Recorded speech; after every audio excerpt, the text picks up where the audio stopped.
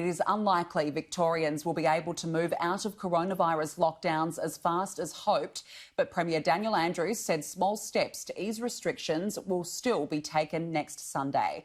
Joining me now live is Nick Wakeling, Victoria's Shadow Emergency Services Minister. Nick Wakeling, thank you for joining me. Firstly, it'll be 14 weeks next weekend of lockdown. Possibly now that could be extended. What does this mean for a number of businesses who had anticipated a reopening? Well, good afternoon. And, the announcement today from the Premier is just certainly what businesses, families, seniors, young people didn't want to hear. Well, I mean, we've been locked down for literally weeks. Small businesses remain shut. Thousands of businesses are shut. Families are stuck at home. Children aren't able to participate in community sport. It's having a huge impact on the Victorian community. And what today's announcement does is a further knife in the heart of Victorians. They want hope from this Premier and they're not getting it. The Premier said today that it's possible that small steps will be taken next week during Sunday's announcement. Should the government provide the public with some sort of an idea of how it plans to evaluate which measures are eased? Well, Victorians want to know what restrictions are going to be eased. I mean, we've got this 5K limit that's in place, which is very clear from medical experts. Needs to be lifted. And we believe that the advice from medical experts is that we can reopen sooner and safer. Victorians want hope, businesses want to reopen, families want to get travel more than 5 kilometres, and kids want to get back to community sport. The government needs to provide hope to Victorians, and they're not. It's very clear the numbers are remaining quite stubborn. Should the roadmap to recovery be re-evaluated or changed? Clearly, Melbourne is not reaching that target quick enough.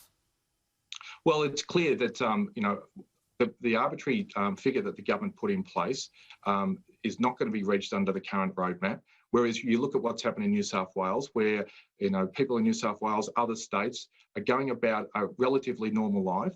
Victorians appreciate the fact that we need to have COVID-safe plans put in place, appreciate the fact that we're wearing masks and there's other social distancing measures in place.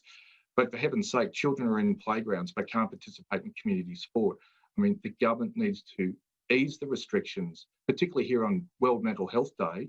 It's having a huge impact, not only economically, but on the mental health of Victorians, and the government needs to ease restrictions and provide a roadmap that Victorians know that there's hope in the lead up to Christmas. Yeah, well, it'll be interesting to see what happens next week. I want to ask you now about the phone records. The Premier today maintaining that he won't hand over phone records unless asked.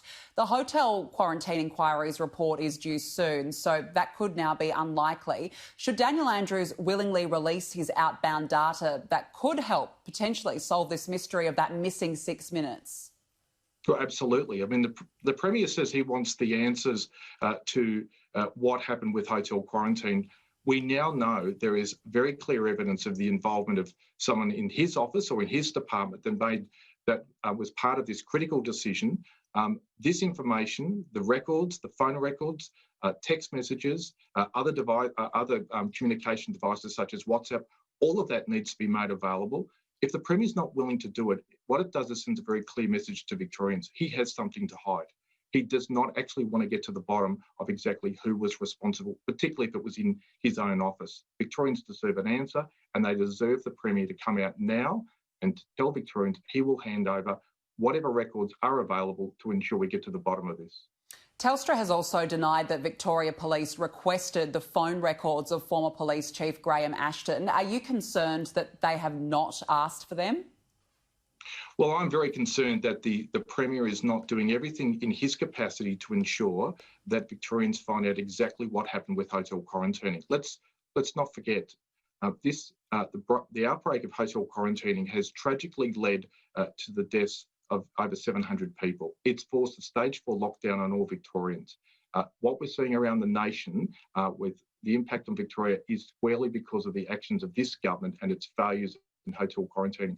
We need to get to the bottom of this. The Premier needs to hand over the relevant information, needs to do everything in his power to ensure that those records are handed over to the inquiry before they hand down their final decision. Nick Wakeling, we have to leave it there. Thank you for joining me. Thanks very much.